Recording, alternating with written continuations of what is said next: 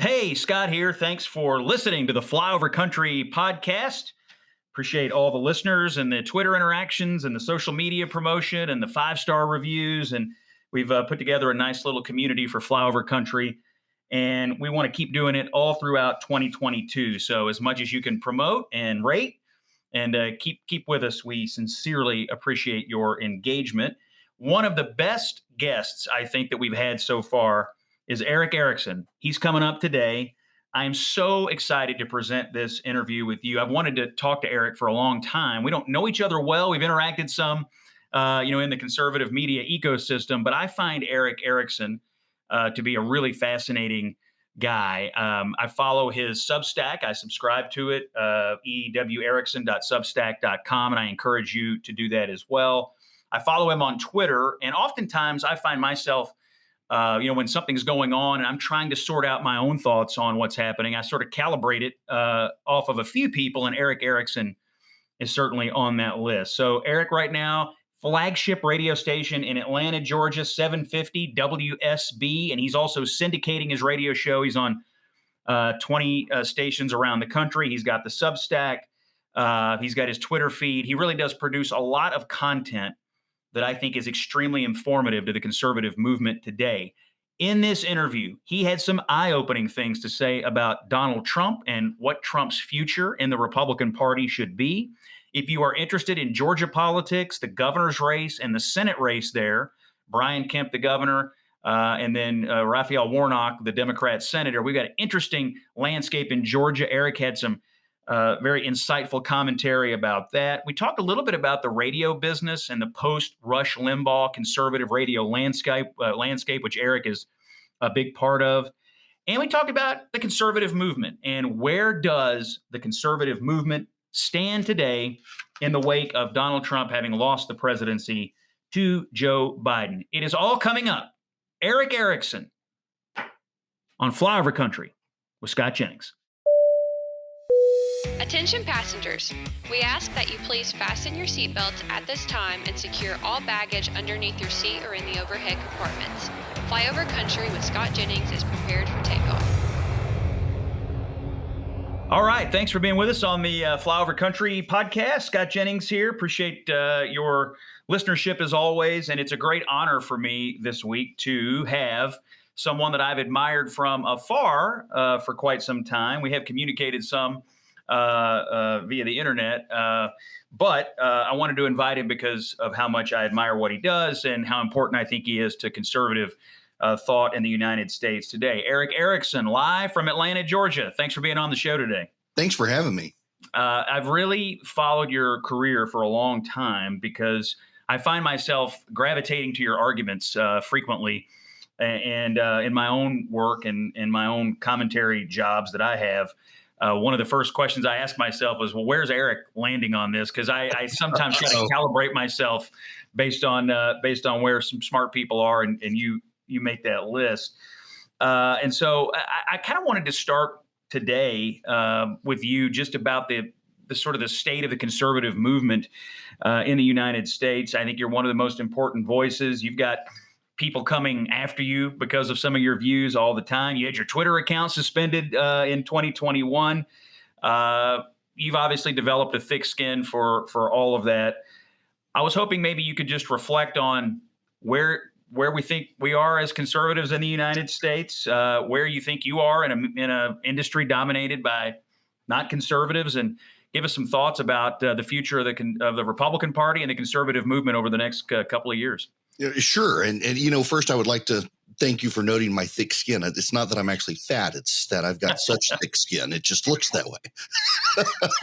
I have actually put inordinate amount of thought in this, way more than I should. I've never really considered myself an intellectual, but on this idea of where is the conservative movement. And I don't know that there is a conservative movement right now.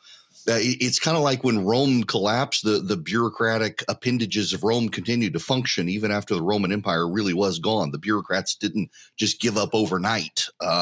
They were still trying to collect taxes and stuff. For the longest time, as the Roman Empire had trouble, it was the bureaucracy that continued the empire and helped it get through the troubles. And then when the troubles finally brought an end to the western half of the empire, the bureaucracy still tried to function in the name of something that no longer was. And I think that's kind of what we see here with the conservative movement. What does the conservative movement stand for anymore? It's one of those things. I get people all the time who they tell me, well, I don't think you're conservative. I've got a next door neighbor.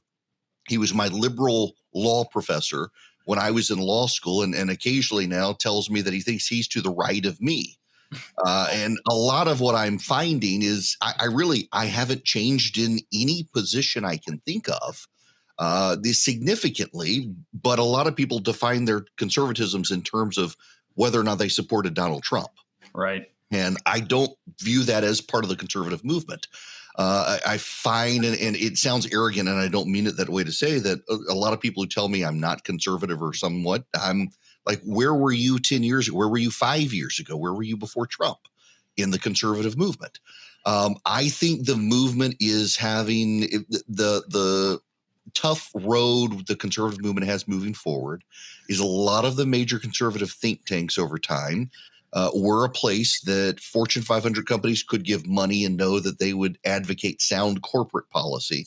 Well, those corporations have essentially now figured out that Washington, if you put enough money in enough slots, will reward you and punish your enemies. And the dynamics within conservatism are almost a corporatist versus anti-corporatist dynamic. And a lot of it has to do with the economics. The conservative movement is still largely socially conservative.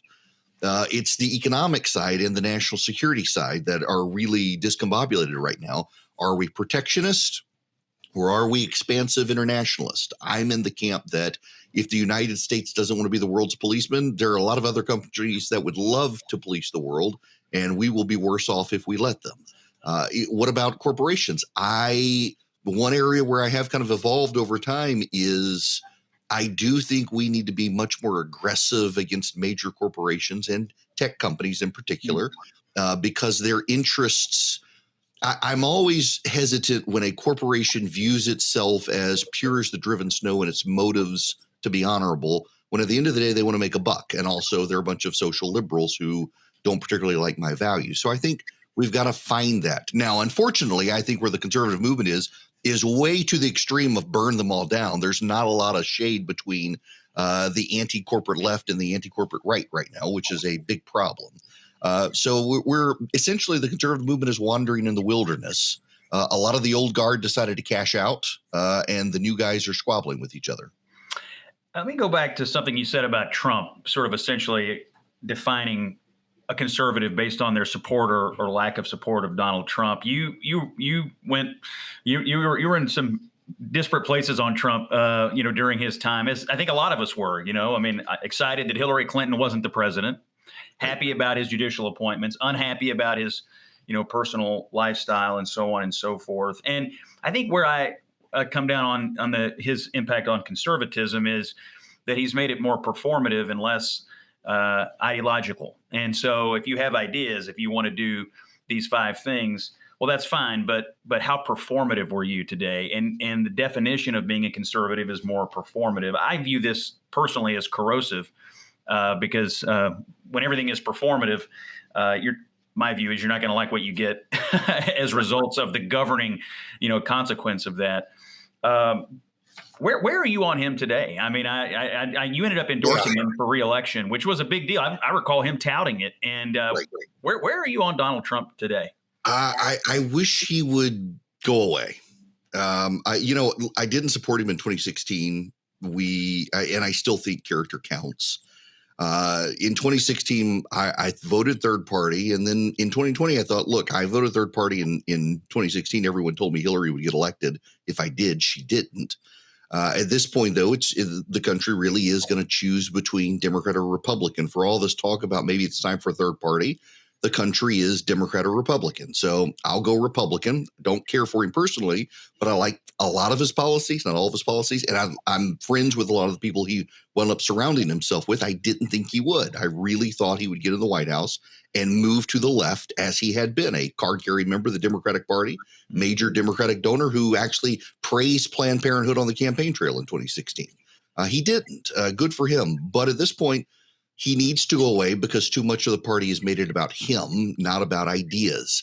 We're not running on anything. And I don't know that we have to with Joe Biden and the Democrats, but we eventually will have power again, and we need to be able to use that power other than scratching Donald Trump's itches. And I think he is corrosive to the party in that, to your point, he's really the first postmodern Republican presidential candidate. And by that, I mean part of the hallmarks of postmodernism is performance. You can't just say, I stand for X. You've got to go beat your chest, burn down everyone who doesn't believe in X, and dance around to show that I really do truly believe this. And that's one of the things the Republican Party is doing now is it's not just that we say that we believe in something. We've got to show through performance theater that this is what we believe. And oftentimes the performance we choose to engage in is discrediting. When you look on the right now, and I don't mean this offensively to anybody because I got a lot of friends who are committed to it, the masculine argument Josh Hawley and others are making that we need men to be men. I agree with them. But when you see that play out on the stage, you have a bunch of guys who think they need to pound chests with each other and scream and be jackasses on social media. When you don't have to do that. The way we express ourselves can be off-putting to a lot of people who really don't like the left. And I think this is kind of the core message that people on our side missed. In 2020, with the exception of Donald Trump, the American public rejected the left in large part because they did not like their performance. It's not that they didn't like a lot of their arguments per se, although they didn't like those either. They really hated the riots. They hated the protests. Mm-hmm. They hated the doubling down on profanity and vulgarization of politics from progressive politicians. So they went to the right across the board, local, state, federal level, except the presidency. And now people on the right are like, well, we need to behave like people on the left because they're so successful. I don't see a record of success in their behaviors that we should emulate. Yeah, and you certainly don't see it in Joe Biden's approval ratings today. You don't see it in the outlook for the midterm elections. I mean, there's no evidence that the country is pining for more left-wing leadership. I do think there's evidence that there are people pining to make America boring or normal again, at least in our politics. And that's what Glenn Youngkin proved in Virginia. I was wondering if you had paid close attention to that campaign like the rest of us. And do you also believe that this is a blueprint for what the Republicans should do in the future, or do you think it worked in a unique case? I'm mixed on that last point of, is it a blueprint? It's a blueprint based on particular candidates, and it's hard to find those candidates. Youngkin proved to be a good candidate. And I got to tell you, early on, I was a little critical of Youngkin, saying this guy he's not announcing any policies. He's not doing anything. He's running a very cautious, careful campaign, but it actually wound up working. His campaign team knew what they were doing. They defined him before McAuliffe could define him. They defined him, frankly, as kind of a boring wonk. And it worked. People wanted that return to normalcy. McAuliffe didn't realize people already knew him and didn't like him. And he couldn't tar and feather Youngkin as a Trump or anything else. So if we can find the right candidates, and if we can get those candidates with a good campaign team around them, not the grifters that have kind of pervaded Republican political space right now, then yes, I think it's a winning formula in purple states in particular. In states, I mean, frankly, in a Georgia, for example, where Brian Kemp, believe it or not, I mean, people you never know from the national media are kind of running as the boring, normal, competent steward that he is. Now, there's a space out there to be filled. I do think, though, one of the problems that both sides have, and Republicans tend to have a worse track record than Democrats, is they go out and they find self-funders, and then the consulting class bleeds the self-funders dry, and they always collapse. Democrats seem to have a better track record at getting multimillionaires and billionaires elected than Republicans. And oftentimes the Republican multimillionaires and billionaires, when you get to know them, they're really not that normal. So finding the right one who can be kind of normal and run does matter. You brought up Brian Kemp, and I want to talk about Georgia in a few minutes because I've heard some of your statements about Kemp, and I know you have thoughts about Trump's engagement in Georgia politics. But I want to just drill down on Trump briefly. So you wish he would exit, but do you believe he will? And as a prognostication matter, do you think he's running for president, or do you think he genuinely doesn't know yet?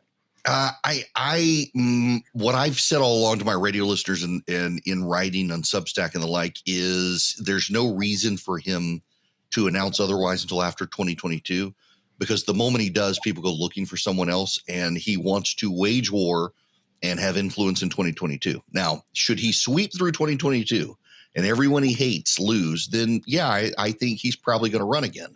If he doesn't, and he's not able to pick off a Brian Kemp, or he does and Stacey Abrams gets elected, for example, then I don't think he is. And my belief, contrary to everyone else, and again, I've been wrong on Trump a lot, so take it for what it's worth. I don't think he actually runs in 2024 in large part because he'll be Joe Biden's age in 2024. I don't think he'll have the stamina or the willingness. And frankly, there's so much of a legal incentive right now for everyone who hates him to do everything they can to stop him. Keep an eye on the case in Fulton County, where a grand jury continues to investigate charging him in Georgia with trying to disrupt an election. I think there's legal hell to pay for him should he continue to run, just by virtue of how polarizing he is. Well, you're right in the middle of it there. What do you think the grand jury is going to do? I mean, you go around and talk to people in politics, and there's a group of people out there pining for him to be indicted for something. Right. You're a lawyer. You're in Georgia. What's your view of what they'll end up doing with him? I honestly, I don't even want to speculate on this one too much because I don't know. There is a lot of bad evidence there. His statements, the recordings, the ancillary evidence. There's a story actually in the Atlanta Journal today that the DA is trying to examine his motive. What was his motive? Did he genuinely believe that people had lied to him and believed, it led him to believe stuff, or was he just maliciously trying to take the election? They're getting into that. This is a new prosecutor in the state of Georgia who wants to establish her credibility and bona fides with the Democrats. At the same time, she's a new prosecutor, and I don't know that she wants to tackle trying to indict the former president of the United States in a Georgia Superior Court. I don't see that happening. I would be actually surprised if he does get indicted out of this. I know people who want him indicted, and I also know people who think that if he gets indicted anywhere for anything, it only makes him stronger. It only increases the martyrdom and increases the prospect of him trying to vindicate himself by another campaign. So it'd be fascinating to see what happens. Let's stay with Georgia for a minute because I think two of the most consequential races in 2022 are happening in your home state. One is the governor's race. You have an incumbent governor, Brian Kemp, who defeated Stacey Abrams, despite everyone's in the media's best efforts last time around. And now he's up for re-election. And so he's had to defeat the far left, and now he's going to have to defeat Donald Trump. You've had some pretty strong views about Trump's meddling in this race. Give us a sense of where you think the governor's race stands and where you think Brian Kemp's headed in the new year. So a couple of things. One, any campaign that is rushing out to get news stories done around their internal polling, their private internal polling is bad. And David Perdue is rushing out to flag his internal polling to the AJC, saying, look, I can beat Brian Kemp. That tells me that their private internal polling is not as good as their public internal polling. That the Kemp campaign has chosen not to talk about their internal polling, I actually take as a good sign. That they don't feel like they need to wave it around and show, see, we're actually ahead. Because, you can manufacture a poll for an incumbent governor that shows that, and they've chosen not to do that. I honestly, I can put my hand on a Bible and I can tell you this in all sincerity. I know there are people who exist who say, yes, Brian Kemp should quit and David Perdue should be the nominee. But I have not found that person. I'm sure they exist. I have not found them. I do not know anyone, from my church groups to the people I encounter on talk radio and the largest talk station in the nation out of Atlanta, Georgia, to anyone in my community, to any of their friends, to anyone on social media that I interact with on Facebook or Twitter. I can't find the person who says, yes, I'm supporting David Perdue. Usually you can find some group. I can't find them.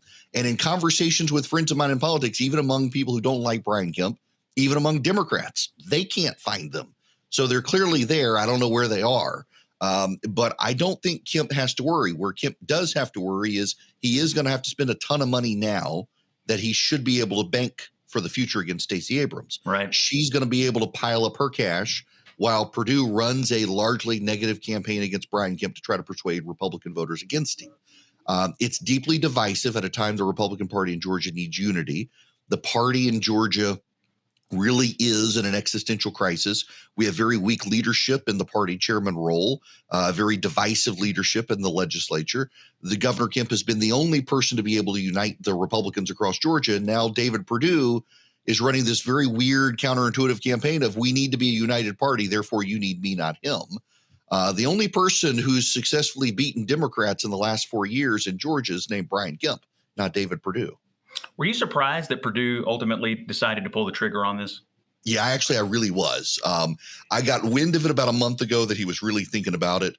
And then about a week before he announced, when Stacey Abrams announced, I knew that was kind of to force his hand and that she wanted to get out there, force his hand. And sure enough, Perdue, I was shocked it was willing to admit it, that yes, Abrams coming out and announcing her running did force his hand. It gets him out before the legislative session, which means the Republicans will probably have a more internally divided legislative session to deprive Brian Kemp of anything to run on. Everything about this is bad politics. Let me move to the Senate race. Well, actually, let me just ask one more question on the governor's race, because I think Kemp's going to win the primary myself. I agree with your assessment, but then I worry about Donald Trump being so incensed by having backed the wrong candidate in the primary that he's already sort of said it out loud. You know, Stacey Abrams would be a better governor than Brian Kemp. And I worry about his reaction to how that primary outcome would go. Does he have the capacity to sink Brian Kemp in the fall if he doesn't sink him in the primary? Well, I mean, he sank Perdue and Loeffler in January in the runoff. The precise number is 427,205. There were 700,000 total people who voted in the general election who didn't vote in the runoff. 427,205 of those were Republicans. Mm-hmm. They didn't turn out, mostly in North Georgia, in the highly Republican area. So, yeah, I think he probably could. Whether or not he would, I don't know. I think he would be smart enough and does have enough smart people around him to say, if you help Stacey Abrams get elected, you're going to be in for a world of hurt. And so maybe he'll sit on the sidelines there. I don't know. My sense is that Kemp, in his own capacity, with his own ground game, has the ability to get himself reelected. A lot of people say, to this day, it's become orthodoxy that Donald Trump got Brian Kemp the Republican nomination in 2018. But if you actually look at the early voting in 2018, Kemp crushed the early voting 70-30. He had blowout early voting across the state, even where Casey Cagle lived. Kemp was winning the early voting. Donald Trump did not endorse Brian Kemp. Word didn't even leak out about the endorsement until the Thursday night after early voting was done. There was one more day of early voting. So I think Kemp would have won the primary anyway, just based on that. And I think he has the capacity to get himself reelected if he really works at it. Yeah, a needle that Trump will have to thread if he goes down this road of trying to malign Kemp all year is that he does prefer Herschel Walker for the United States Senate. Yeah. And so you'll have two guys on the ballot, presumably in the fall, one that Trump likes and one that Trump doesn't. Let me talk to you about the Senate race and Herschel Walker. I agree with you. I think Trump sunk the Republicans in the runoff in Georgia. Now they have Walker in the race, who a lot of the Republican consulting class was suspect of to start. But more and more, I hear people expressing interest in the race, how impressed they are with Herschel Walker, and sort of renewed optimism that he's going to be a really good candidate against Warnock in the fall. How do you assess Walker? Were you surprised he ran? And do you think he is the favorite to win this race in November? Well, first, I would say one of the things people aren't talking about is behind the scenes, Walker and Kemp are sharing some staff. So there's clearly a coordination there, not coordination in the official sense, but the fact that there are behind the scenes, like super PAC level, people committed to helping Kemp and Walker already. That's a good sign for both of them. I'm actually not that impressed with Walker. Years ago, I went to a campaign school for a week. And one of the guys who spoke was a consultant on the West Coast who told the tale of a candidate of his who was so terrible, they kept him in Hawaii for most of the campaign, running in Washington State, and managed to win the campaign largely by making sure he never appeared on the campaign trail. That seems to be what the Walker campaign is doing here in Georgia. They're keeping him as far away from people as they possibly can. He's an untested candidate.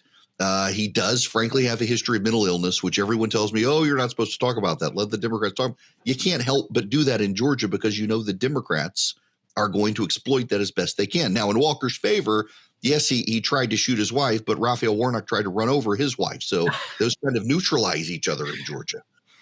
True story on both counts. And it becomes a problem, though, on the campaign trail when you have the heir apparent who's never been tested on the campaign trail, who does have a history of mental illness and other baggage out there that Republicans won't touch him with because he's Herschel Walker. Democrats will play for keeps. We've all seen this happen time and time again. But that being said, I'm reminded in 1982, when I was just a wee boy, there were people called accidental senators. Ronald Reagan in 1980 got elected and swept into office a group of senators who no one saw getting elected, and yet they were there for 6 years. I said 82 is 80. And you could have in a big red wave, you could have Herschel Walker sweep in Georgia just because he's got an R next to his name. And there are frankly a lot of Republicans looking at the Biden polling in Georgia thinking that that's going to happen. I'm just not so sure. You brought up Biden. I wanted to move to the Democrats in a minute. I mean, you obviously won Georgia. It was a close race. If the presidential election were held today, I assume you agree he would get blown out in Georgia? Yeah, I think so. I mean, 11,000, I think the margin was 11,400. Actually, the Secretary of State's office, my studio lights came on. I'm supposed to be on radio all of a sudden.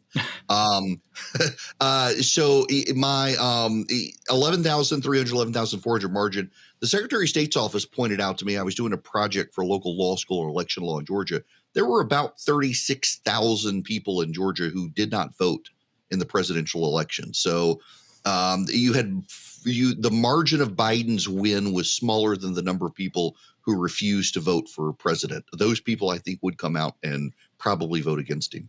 What Republican, in your opinion, if not Donald Trump, would make the best presidential candidate in 2024 for Georgia? I mean, I think if you look at it through the lens of we're going to win some states, they're going to win some, and there's a handful in the middle. Georgia's one of them, obviously. Which one of the other people would make the best candidate, or do you think multiple?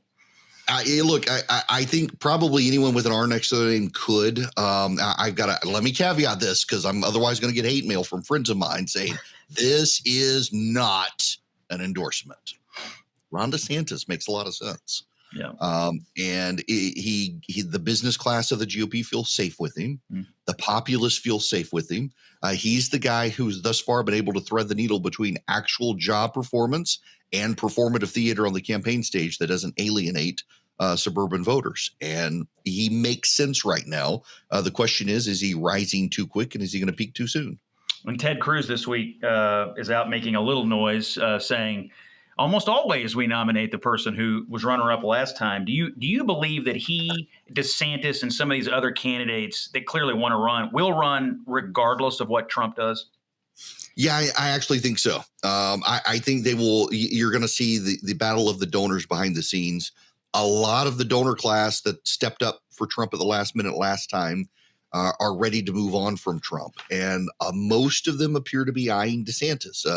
That tells me, look, you've got Josh Hawley, Nikki Haley, Ted Cruz, Marco Rubio. You'll probably have a Doug Ducey and a few others out there who look at running in 2024. The donor class seems to be impressed with Ron DeSantis. And if there is a primary before primaries, it's that one. And he seems to be winning it. Yeah. Let me ask you about the Democrats right now. Joe Biden's in the toilet, obviously, and for obvious reasons, I think. Are you surprised at the way he has conducted himself in office? And do you believe they have the wherewithal, the political wherewithal, to change course? I used to think these guys might be smart enough to figure it out, but I'm questioning my old judgment on that. Yeah, listen, it's the damnedest thing. I ask all the time now on radio, how did they get so bad at this? Because they've really gotten bad at it. I mean, a Democratic machine, I've never in my lifetime, even in bad years, seen them this bad. They cannot execute. And part of it, it's our mutual friend, Sean Southard, who pointed this out to me, that if you want to understand Biden, don't think that he's the vegetable in the basement that other people are pulling his strings. Think this is a man who spent 50 years in the Senate, where you have the chief of staff who funnels all the opinions down to the three the chief of staff likes and presents them to the head, who says, okay, here are your three options. I like all three of these, pick. And Biden is running the White House like he's running a Senate office with the chief of staff in charge.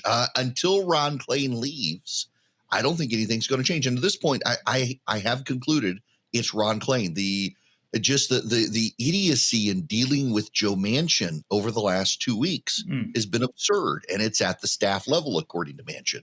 Until you have major shakeup at the staff level, nothing's going to change. I really do think part of this is they've made the most fatal mistake in all of politics, which is they believe their press, that they have decided they are the guardians of democracy. Trump really is the existential threat they claim he is. And the only way to save the country is to plow through doing what the Democrats need to do. And the whole of the media should have their back, which is why they had so much outrage over the media not giving them enough favorable coverage, because they believed their press the entire time. Do you think Joe Biden will run for re-election? No, I never have thought he would run for re-election, even when he wasn't not yet the nominee the last time. I assumed he would be the nominee and not run a second time. He was the only thing that could hold the Democrats together in the last 4 years, and now suddenly even he can't hold them together. The Democrats are rapidly heading to what the Republicans went through in 2015. Let me shift to talk about the radio business because I think you are the natural heir to Rush Limbaugh, and Rush means a lot to me. I know he meant a lot to you, because my first job was in radio, and I was a board op for the Rush Limbaugh show at a local radio station in Kentucky. And so I listened to every episode of Rush Limbaugh as a kid, and it really formed my political views. I mean, this is where I sort of I realized what I was. I come from a long line of Democrats in my family, and I realized who I was because of Rush Limbaugh. And given, he's gone now, and there's a lot of new players on the stage. You're working at a massive talk radio station in Atlanta. You're growing that. I was hoping you might talk a little bit about the conservative radio business, where you feel like it stands, where you fit into it today, in the post-Rush era, and maybe reflect on just how important conservative talk radio was to building the Republican Party and the conservative movement into a sort of a national, governing force. Sure. I continue to say, and I know Rush used to say this, that because people in the press are obsessed with the press, they cover Fox. They relentlessly cover, ridiculously coverage, obsessively coverage Fox, Newsmax, OAN, and stuff. There's actually conservative, the noon to 3 host. Typically, when Rush Limbaugh was doing it in particular, Sean Hannity now, to a degree, and Glenn Beck have more listeners an hour than Fox has viewers per hour. Mm-hmm. And yet that sails over everybody's head. What is Tucker Carlson saying? Well, actually, the guy noon to 3 probably has a larger audience in the market, which nobody pays attention to. It's still deeply influential at the level of where background noise enters your head and starts echoing around and settles in and helps shape you. I love it. Listen, I fell into it by accident, totally. Rush was actually a good friend of mine. And in 2010, local guy in Macon, I was on CNN at the time, and local guy in the talk radio business in Macon, Georgia, where I live, small station, got arrested in a crack house. He was the 6 a.m. to 9 a.m. host. They called me and said, "Hey, you're on CNN. Do you want to try your hand at radio?" And I said, "Sure." I mean, what the heck? What's the worst that could happen at 6 a.m. to 9 a.m.? And so I filled in for this guy for a day, wound up being a week. He got fired. So for 3 months, I was the 6 a.m. to 9 a.m. host in Middle Georgia. I got paid in an expired gift certificate to Outback Steakhouse. But the president of Cox Media Group in Atlanta was driving through Macon and heard me, thought it was my show, knew Herman Cain was running for president. They offered me Herman's shop thinking I was a radio guy.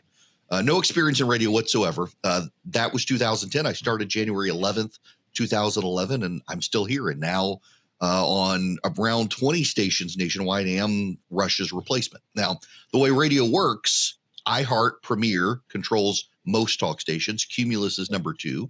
iHeart went with Clay Travis, Buck Sexton.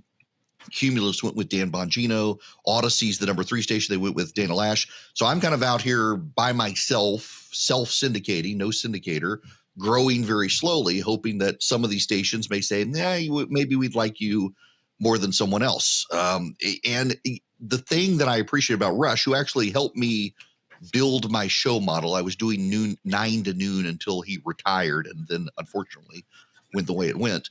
I'm doing it myself. It's my sweat equity. I'm building relationships with radio stations. It's hard because I don't have a big company behind me, but I love it. I get to sit down from noon to 3 every day with no script, hardly any notes, and talk about whatever I want to talk about for 3 hours across the country, and try to keep people entertained. And that is one of the keys to radio, is you're actually entertaining for a living. You're not trying to save the world. That was one of Rush's advice to me when I first got started, is to remember your job is not to save the world. Your job is to just keep people company. And that's what I try to do. How do you approach, you're sort of an independent operator, and you've got to run the show, but you also have to go out and make these business relationships.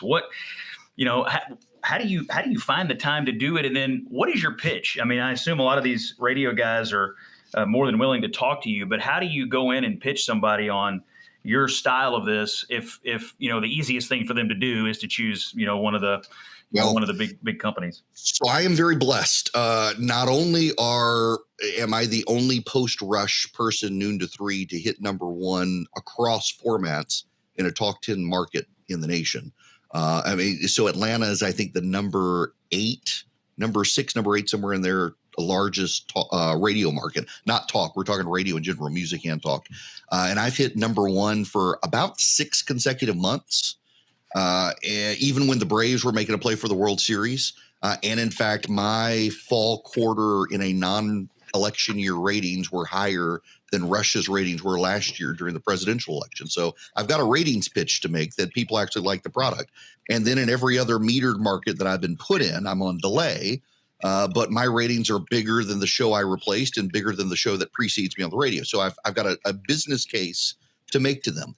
But then the other case I make to them is that my radio listeners, I know from the data, tend to hang on and listen longer than a lot of other talk radio shows, in large part because no one ever knows what I'm going to say. I mean, hell, I don't know what I'm going to say until the moment I open my mouth. So people have to stick around and listen.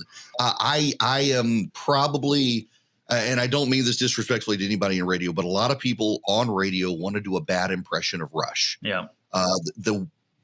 The great thing about having a relationship with Rush is that for 10 years, I picked his brain on every part of the industry, and he was always gracious.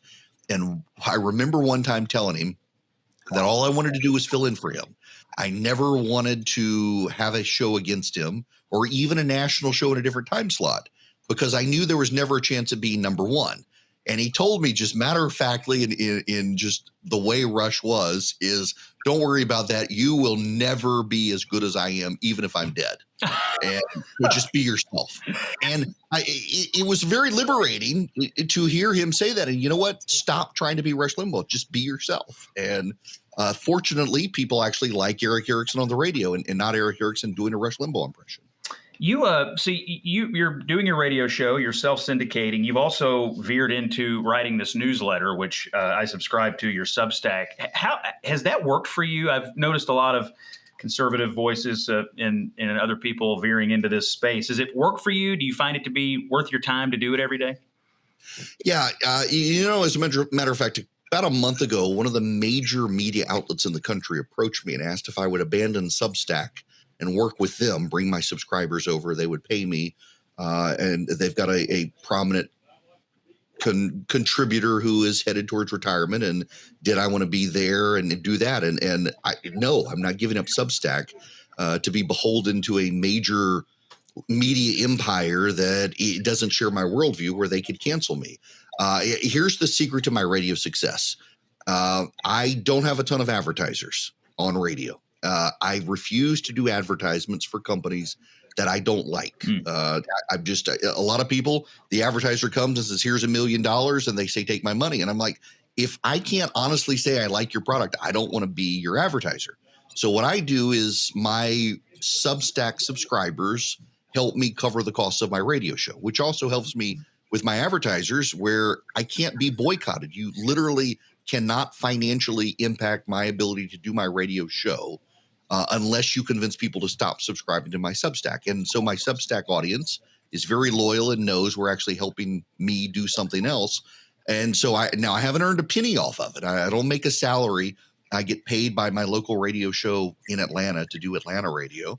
And I poured all the money back I pay my producer who also helps me with affiliates. I pay a guy who does all my digital stuff, who manages Substack and social media, my board op, the satellite fees, all of that come out of Substack. And there's a great feedback loop now. I'm one of those people who I write to be able to think about something. And so I write my Substack, and it really helps me form my ideas on stuff, which then helps me do good radio monologues. A lot of your Substack writing deals with your faith and your Christian beliefs and how that intersects with your political beliefs and how Christians should be viewing certain issues in the world. And I admire that greatly. I was curious about your views on the evangelical community right now, their place in American politics, obviously closely aligned with the Republican Party. Trump put it to the test to some degree, although with a few notable exceptions, evangelicals did line up with Trump. Where do you think the evangelical movement stands now vis-a-vis the Republicans? Are they pining for more like Trump, or do you think they would prefer a return to someone who more authentically reflects their values? Now, some people get mad at me when I say this, and they think I'm saying something I'm not. So let me thread this needle carefully. I think evangelical as a label in this country is now very much the way Catholic and Jew are used in this country, and that is as a ethnic identifier, not as a religious identifier. There are a lot of people who call themselves Catholic or Jewish who they never go into church or synagogue. It's just they are ethnically considered Catholic or Jew. There are a lot of people who are in their bass boats on Sunday morning who never set foot in a church who are considered evangelical because they're white, Southern, have some vague cultural belief in Jesus Christ. Church-committed evangelicals are definitely went further to Trump than I expected them to in 2016. I do think there's a bit of a falling away there in the actual regular goes to church evangelical, which is different from the cultural evangelical. They're also smaller in number than the cultural evangelicals. And there's going to have to be some real soul searching there. I'm kind of perturbed when we get into the whole performance culture stuff.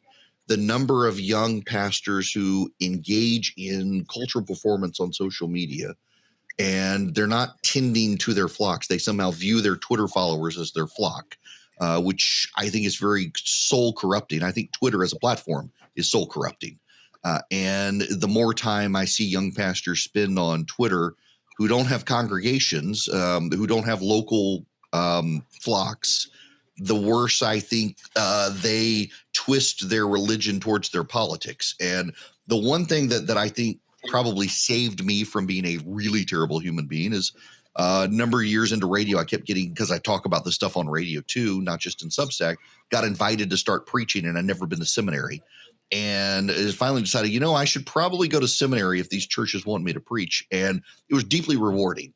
And it's like the light bulb came on, I'm steering my faith towards my politics, and it's got to go the other direction. And that's caused me to fall out with friends of mine who are like, no, well, I'm a Christian and I believe this. And it's like, yeah, but, here's what scripture actually says, that, take care of the widows, the orphans, the refugees. And maybe we do need to rethink our language, at least on how we deal with the border, even if we all believe in a secure border, things like that. And I think when you go down the road of being on Twitter all the time as an evangelical, don't be surprised when your religion starts sounding like your politics.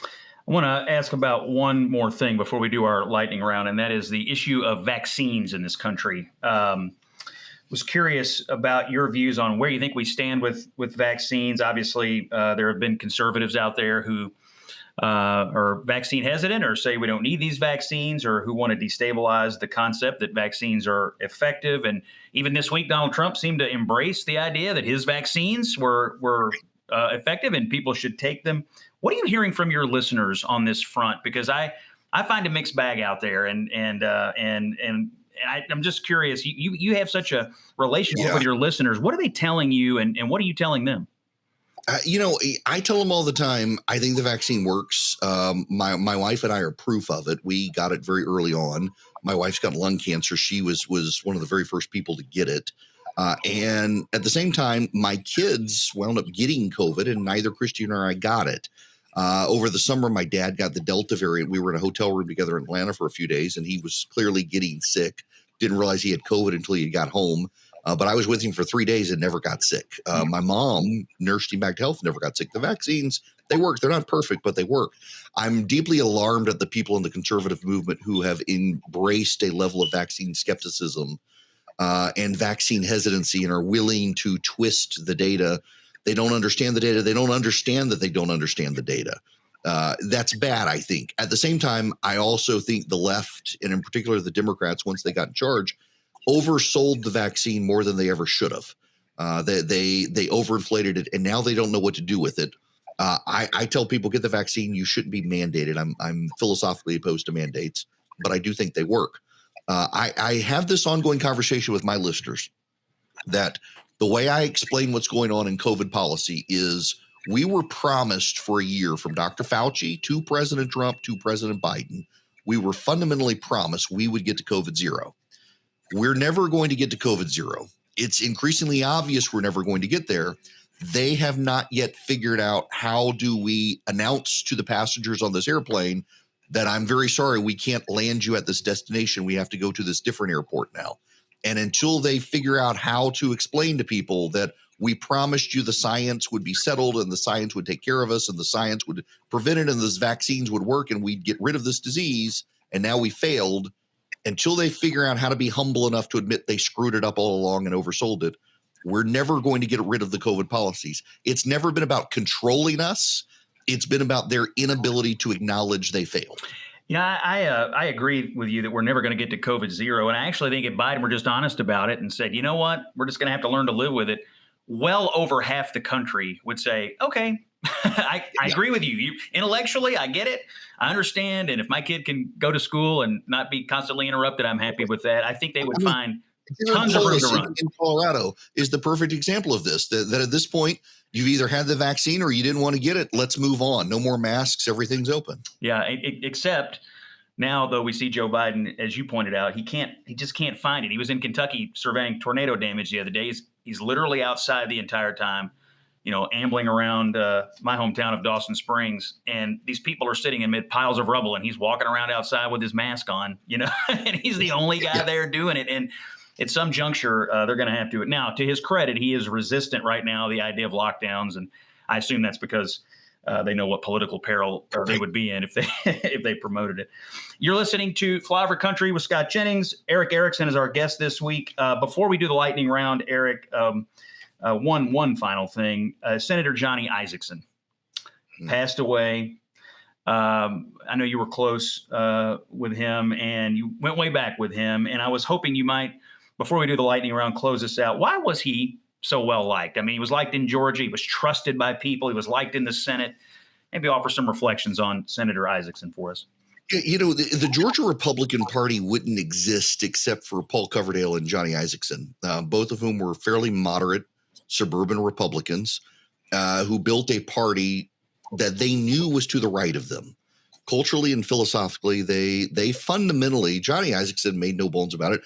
He knew I was to the right of him and would needle me and let me needle him all the time on our differences in politics. But at the same time, contrary to this view in politics today, they were both very nice men.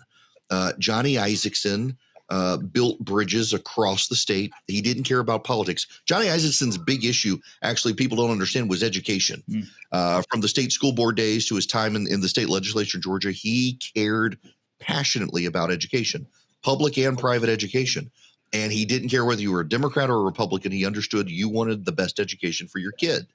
And he could talk to people and relate to people in ways a lot of politicians don't want to. He looked at a voter and said, I might be able to get this person's vote, but at the end of the day, I might also be able to get a friend out of this. And he talked to people in a way that connected to them. He was just a profoundly nice person. He never saw anyone that he vehemently didn't like. There were a couple people he wound up growing to despise over time, but overwhelmingly, he was just the consummate politician in that he understood that people have issues that they care about that he may not know about. And he wanted to know about people so he could know about what got them to go vote and what got them through life. This may be one of the most interesting things the Republican Party goes through over the next couple of years, the prospect of being nice or being not nice when it comes to dealing with our political opponents. Donald Trump was not a nice person, obviously, and that was his brand. Nikki Haley has said that the problem with Republicans these days is that we're just too nice. We're just not willing to be mean enough. And this was after Donald Trump lost to Joe Biden. There may be some lessons in the Isakson model of just trying to be a little bit nicer as you go out and talk to people out there. Erick, thanks for being on the show. You've been a wonderful guest. Now we'll do the lightning round, and I want to say short answer or one answer. Number one, what is your favorite movie of all time? Patton, hands down. Love it. Is Georgia a flyover country state, geographically or politically? No, it's not. 1 year into Joe Biden's presidency, what is one good thing you can say about it? We've only got 3 left. You grew up in Dubai. What is the biggest similarity between Dubai and Georgia? The heat. All right.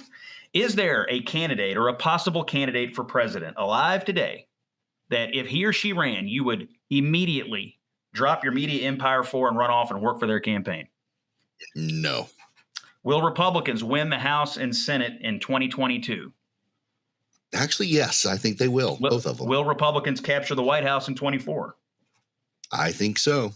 What do you enjoy most? Cable TV, print, or radio? Oh, cable TV. If you could wave a wand and change one thing about U.S. politics, what would it be? That social media would be gone, and also we would never know it existed. Finally, will the Atlanta Braves repeat in 2022? Oh, okay. I won't drop an F-bomb. No. Where's Freddie? I need Freddie first.